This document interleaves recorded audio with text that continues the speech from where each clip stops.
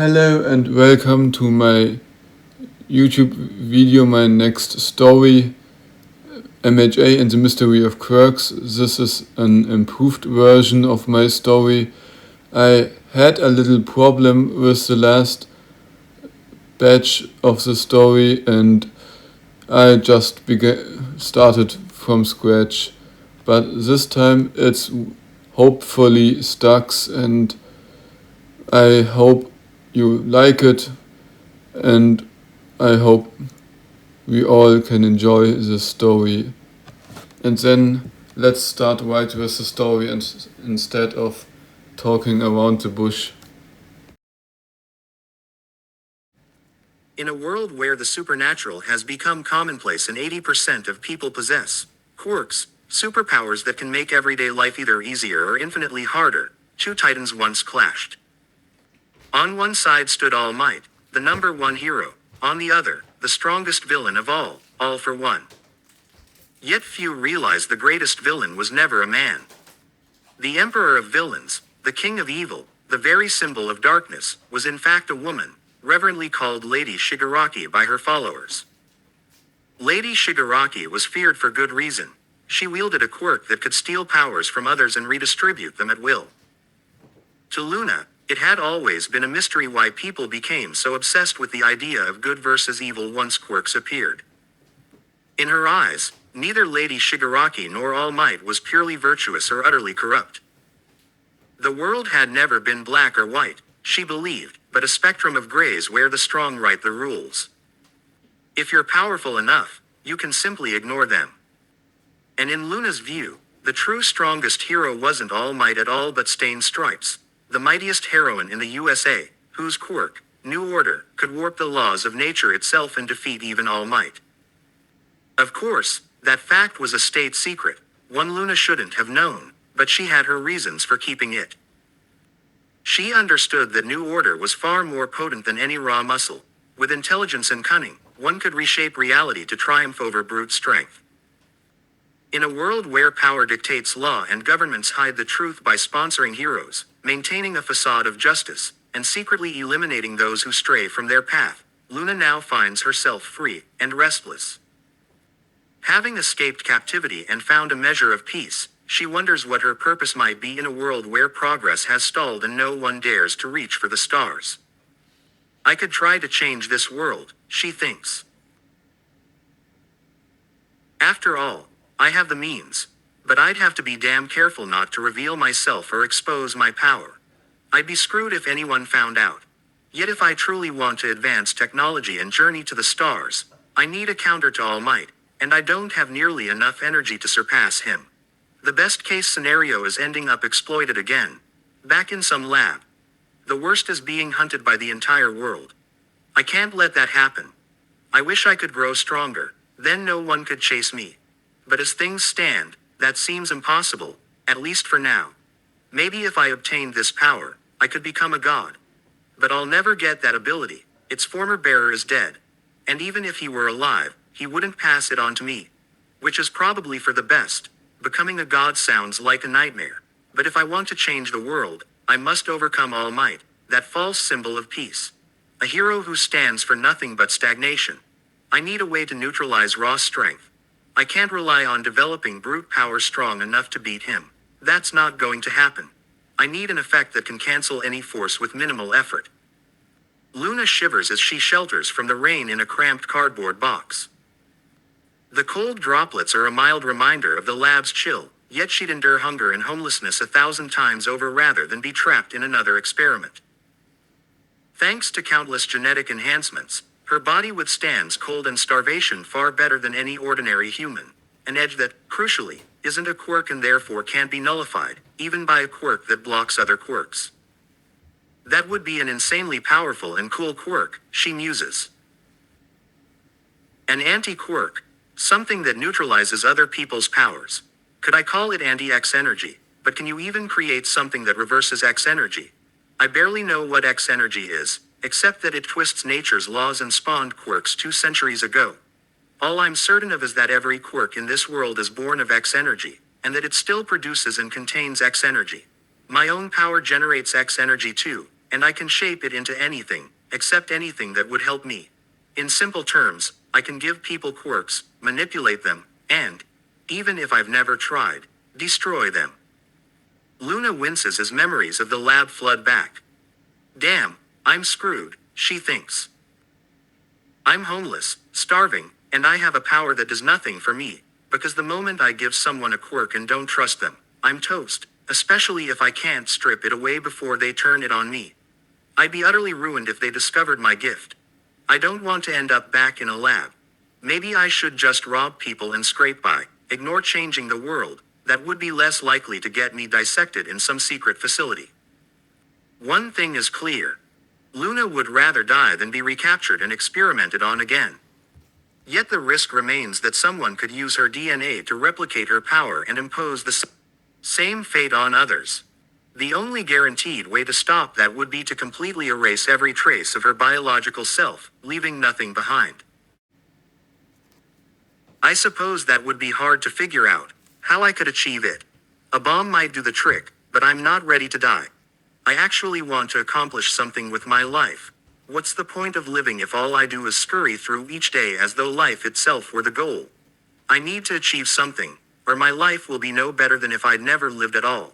So the question remains, what do I truly want to accomplish? One thing's certain. I'll have to use my quirk. But I can't experiment on humans yet. The unpredictability of human nature is far too dark to risk gifting someone a power without knowing how they'll behave. With that thought, Luna Snow drifts into sleep. When the morning sun's first rays stir her awake, she hears the snuffling and panting of a stray dog nearby. The moment she catches its scent, an idea sparks in her mind and a smile tugs at her lips as she rises from the cardboard box and moves down the still damp street.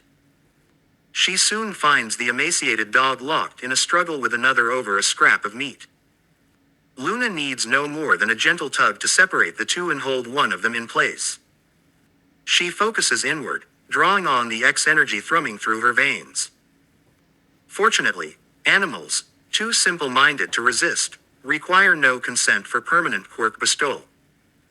First, Luna grants the dog a permanent ability that allows it to increase its muscle mass by consuming organic matter. She programs a side effect so that the dog becomes aggressive whenever it sees someone wearing brightly colored clothing. For further experimentation, she adds another modifier. Any activation of a quirk irritates the dog, feeling to it like a high-frequency screech. Luna knows these are animal experiments, but compared to the horrors she endured in the lab, this feels morally defensible. Curious what would happen if she bestowed more than one quirk, she grants the dog an additional power, which she dubs hyperregeneration.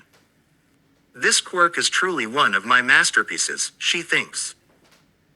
It allows the bearer to recover from nearly any injury, provided enough DNA remains intact and the genetic blueprint is preserved. I do wonder, though, if losing the head, for example, would cause amnesia or other complications. I really need to test that, but I can't do it on humans. If they lost their memories, I'd essentially have killed someone, even if their body still lived. Or I'd end up with an adult body and a baby's mind. Over the next 3 days, Luna's approach proves remarkably efficient. By gifting quirks to stray animals, she tests new permutations while the heroes scramble to clean up the chaos she leaves in her wake. It's a win-win. Heroes are weakened, she learns their strengths, and she gains inspiration to craft better, more refined quirks.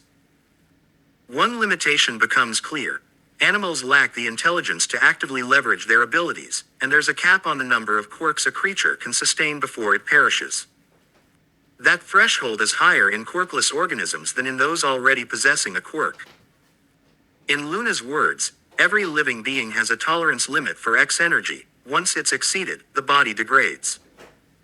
Even Luna, versed as she is in X energy, cannot pinpoint how genetics determine that capacity. But she does know this. The amount of X energy an organism can harbor dictates both the potency of a single quirk and the total number it can support. She also notices that multiple small quirks can conflict, much like incompatible organ transplants. If the powers aren't compatible with the host, the body rejects them, and the quirks themselves clash as if warring transplants. That's the next challenge she aims to overcome. By the end of the week, Drawing attention from all the strange, quirk-empowered animals, Luna decides to move on. She hops an illicit train to the nearest city. Wait a minute, she thinks, maybe I could use my power to terrorize, or at least distract, by rapidly gifting temporary quirks to a swarm of animals without even touching them. But how long would those quirks last before they dissipate? From what I learned in the lab, my temporary quirks on humans last anywhere from a day to a week. It might be different in smaller animals. Even if it lasted only a few minutes, with enough X energy I could wreak havoc. Give someone's pet a destructive ability. Still, that's only a short-term tactic. But what if I learn to destroy quirks during a fight? I need to find out if that's possible, how it works, and its limitations. If I can, I'll weave that into my combat style. Luna's violet dark purple skin seemed to drink in the night air as the wind swept her long, snow-white hair behind her like a silvery comet's tail.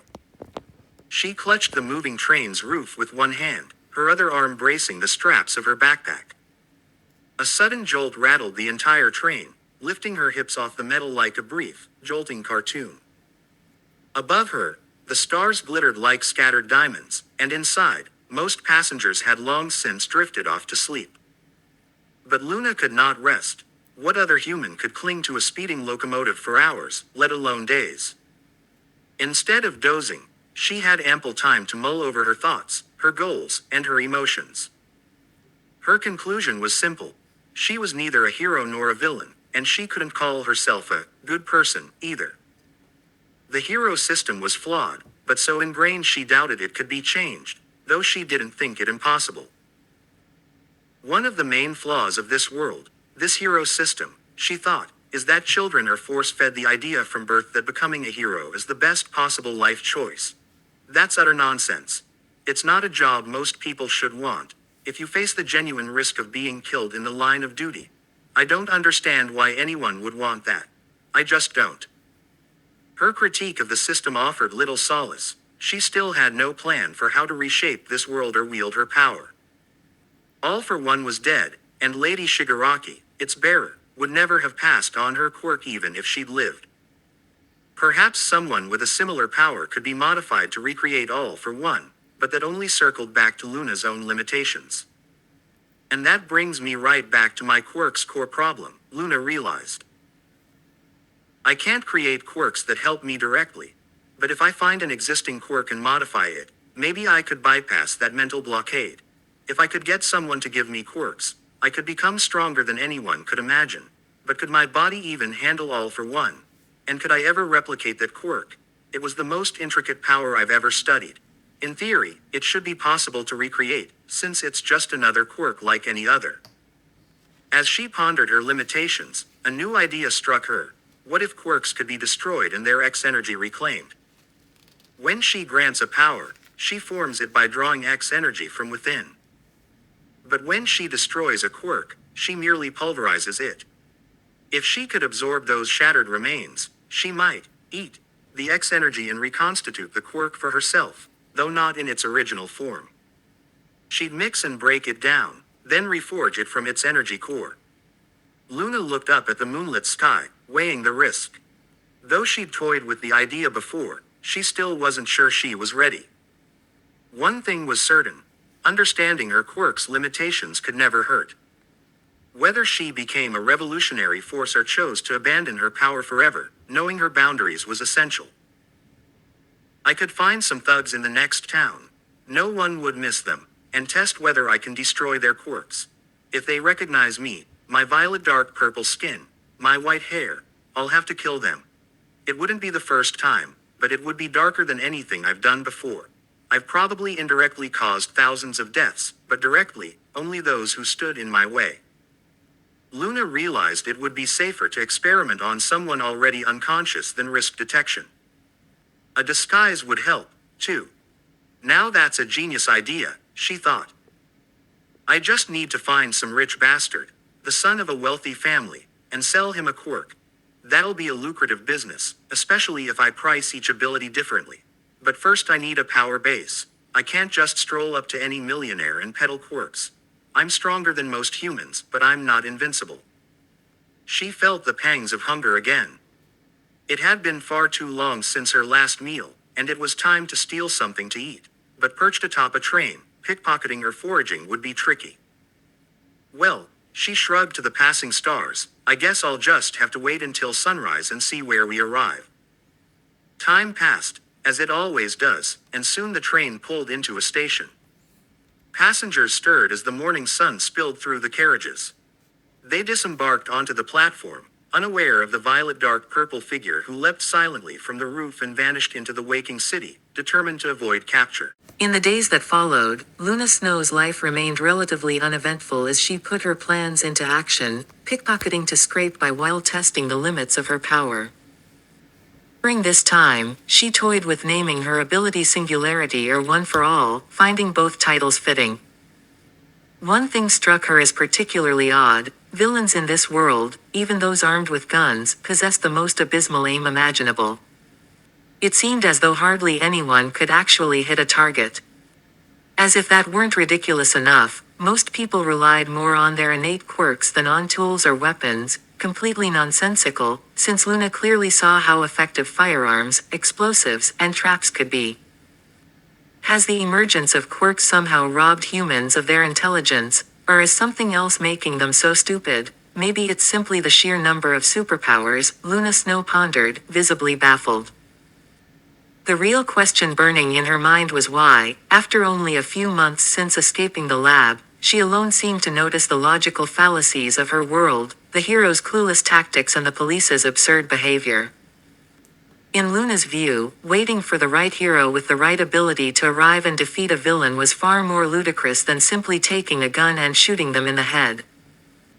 If it were up to her, roughly 90% of crime worldwide could be ended with one well-placed shot between the eyes. Yet no one ever seemed to consider that option. But all this crap can't be everything, there has to be more to it.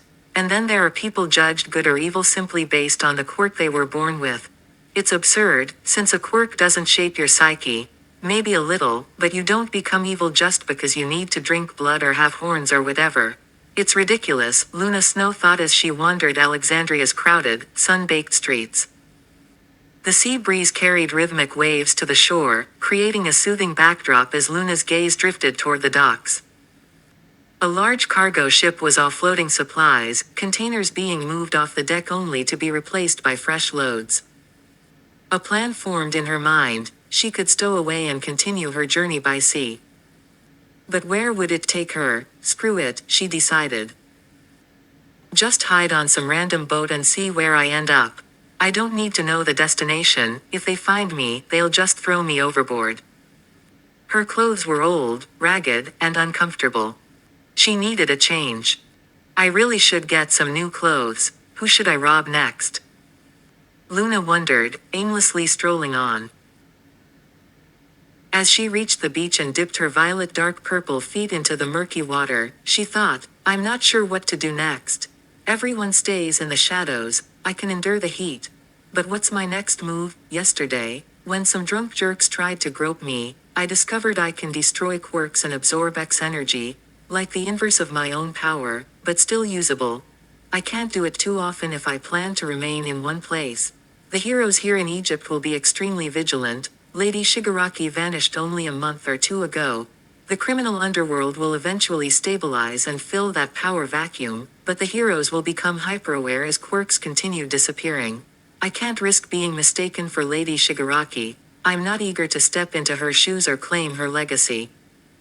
Luna splashed in the cool water. It might be dirty, but it was refreshing. She figured her blood would only further pollute it, rather than make her sick. My blood is basically a bioweapon. I wonder if it's the X energy in my veins or something else that makes it as toxic as radioactive waste. Well, at least I don't need to worry about disease. Still, I should shower soon. I probably stink. Not ideal for robbery if people smell me coming. The day flew by, and 3 more quirk-empowered animals appeared in the city, quirks subtle enough to go unnoticed for weeks or months. It's time to find somewhere to sleep, Luna decided, spotting an abandoned house with darkened windows. Since her arrival, no one had lived there. A note she'd tacked to the door days ago still hung, untouched. she picked the lock with a bit of wire and practiced finesse, skills she'd first learned in the lab. As the door clicked open, she stepped into a pristine entryway without requiring a flashlight. Gleaming wooden floors, a plush rug, and neatly arranged shelves greeted her. The entire home was empty yet filled with luxurious furnishings Luna could scarcely have imagined while living on the streets. Paranoia whispered that Lady Shigaraki might still be alive and hunting her, but after all this time, that seemed unlikely, though never impossible. First order of business, a shower. To her surprise, soap and shampoo remained. She lathered her dark violet skin thoroughly, and after half an hour, more grime washed away than she had thought possible. When she sniffed the scent of roses and flowers lingering on her skin, she smiled. Discarding her filthy clothes, Luna wandered nude through the apartment, reveling in her freedom. And as she entered the bedroom, she found a few garments she could try on, and they fit surprisingly well. And as Luna searched for something to eat, she found something in the fridge. After a simple meal, she was about to go to sleep when she stumbled upon a room overflowing with formulas, notes, and diagrams, the lair of a mad scientist. Using her scan and simulation quirks, she analyzed the equations and realized their author had miscalculated several key aspects. I could do nothing, she thought, or I could correct these formulas. Screw it, I'll jot a note and tack it to the bulletin board. Maybe someone will see it one day. It costs me nothing, and it's a thank you for letting me crash here, even if the owner doesn't know I'm here. She scribbled her corrections and her thoughts on a sheet of paper, then paused to reflect on her own extra abilities. My 2 supplemental quirks are broken when combined with my innate power. My mental simulation quirk lets me store a photographic memory of everything I see and gather data for calculations. Then, using the simulation quirk, I can create a digital replica of reality and experience it at a 10-to-1 time dilation, like cheating. If only I could apply my power to myself, I'd instantly amplify this quirk. Imagine thinking 100 times faster in that simulation, it would be incredible. Luna tucked her note into the scientist's room and finally lay down to sleep, the weight of tomorrow's possibilities already stirring in her mind. Chirping birds roused Luna the next morning, and the first thing she noticed was her hunger. Sitting up, the blanket slipped off her violet dark purple skin, exposing her breasts. She loved sleeping naked. It felt liberating, and since no one else was around, there was no risk of being seen. She rolled the blanket aside and stood, stretching as the sunlight poured through the open window, instantly revitalizing her. A subtle, oily sheen glimmered across her body, as if she had bathed in olive oil. Okay, what should I do first, she thought. I could give more animals superpowers, or I could try to find a human to grant a quirk to, but then I couldn't guarantee their loyalty. And I'm broke. I have no money to influence or bribe anyone, but I could try selling a quirk. That's a product only I can offer. Realizing how precarious her situation was, she stepped into the corridor. Everything looked exactly as it had the day before, except that one door she had opened was now closed and a few items had shifted slightly. Without hesitation, she headed to the kitchen and began cooking. When did I get so good at cooking? Did I analyze recipes or run simulations to learn them? It must be one of my 2 supplemental quirks, or both combined.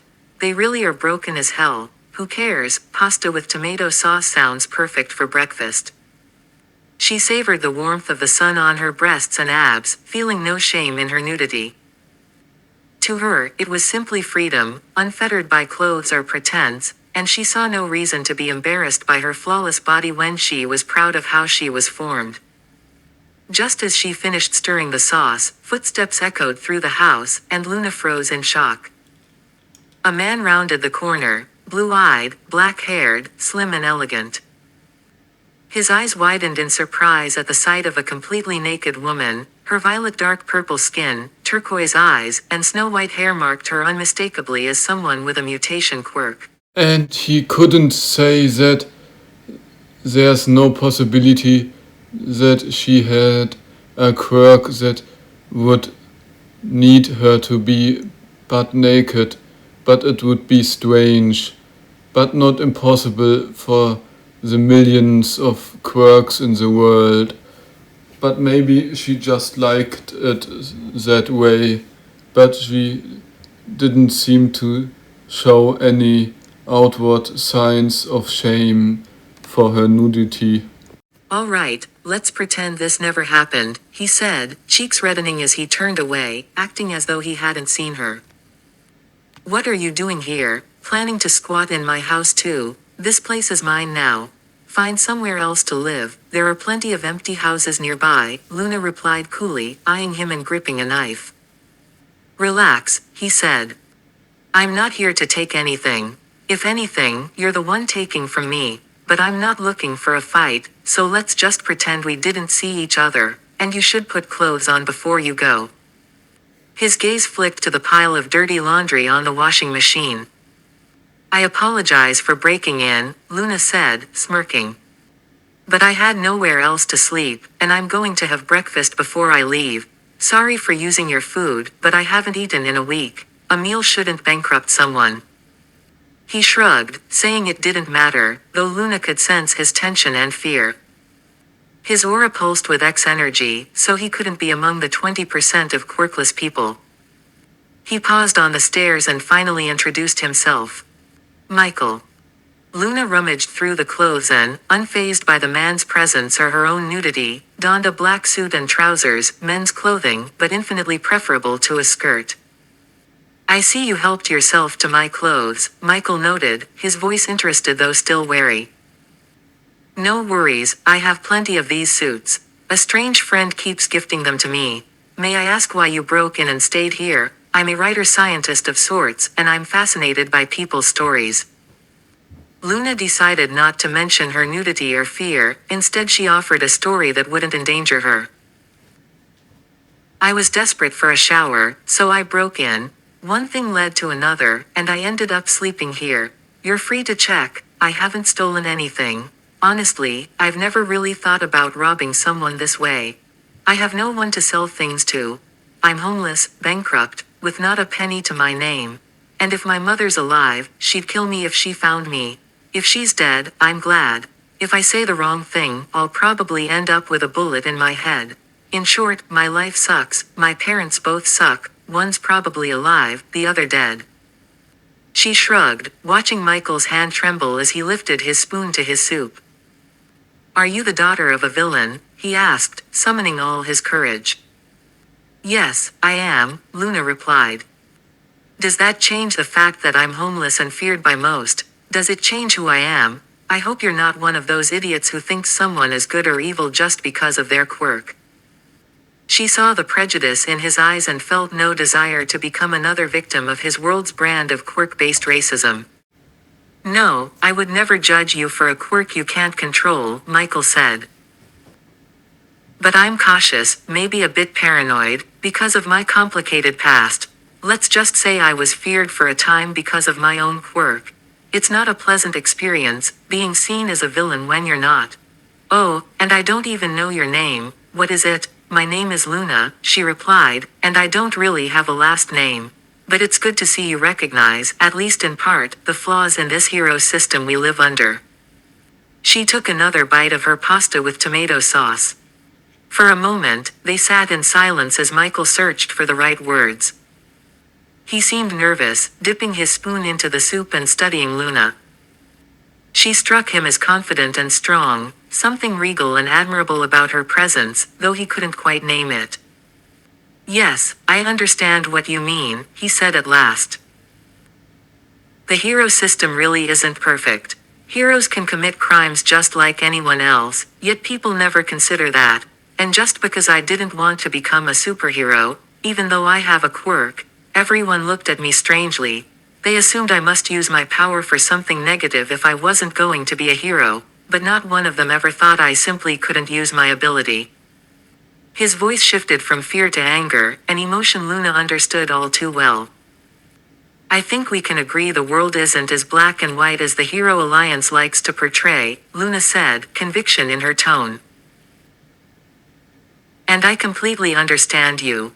People are so full of ignorance and obsessed with good or evil that they can't imagine anything in between.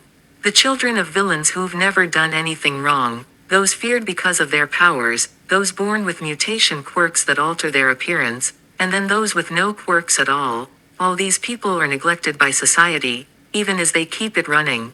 You see what happens when quirkless people can't get jobs, fall into debt to afford housing, and then can't repay it because no one will hire them. The quirkless have the highest suicide rate on this planet.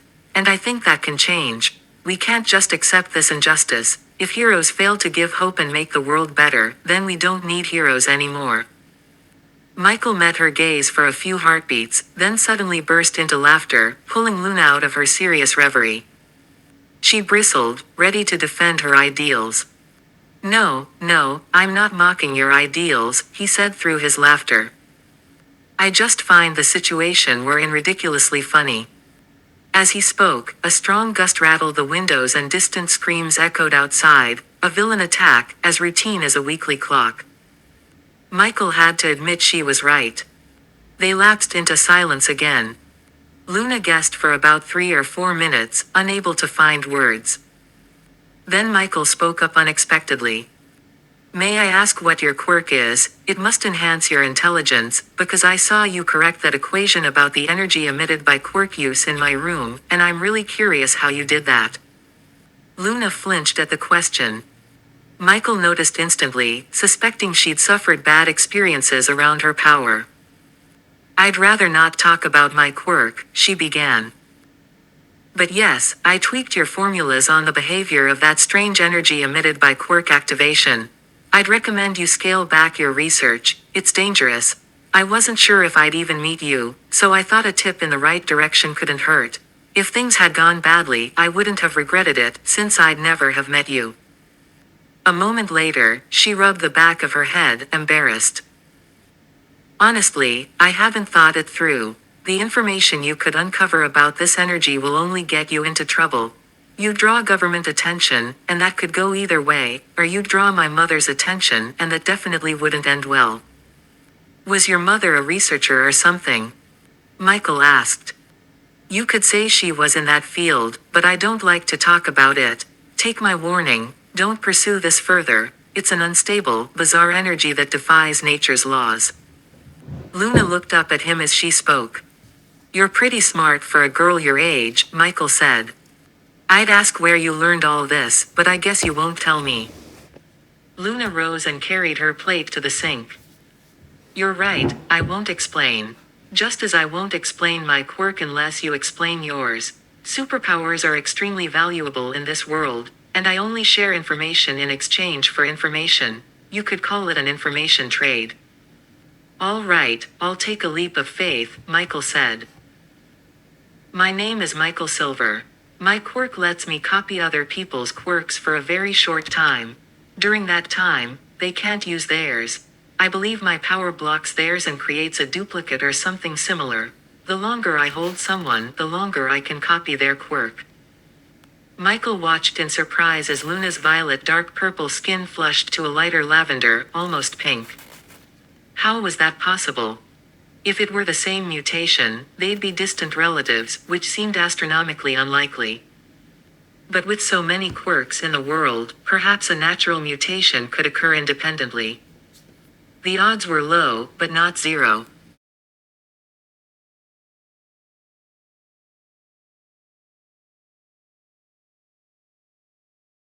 Thank you very much for your attention. That's it for today.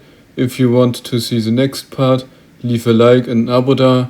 And if you now want to see the next video, the newest video I uploaded, you can click here on the left side on the screen, and in the right side of the screen is the playlist.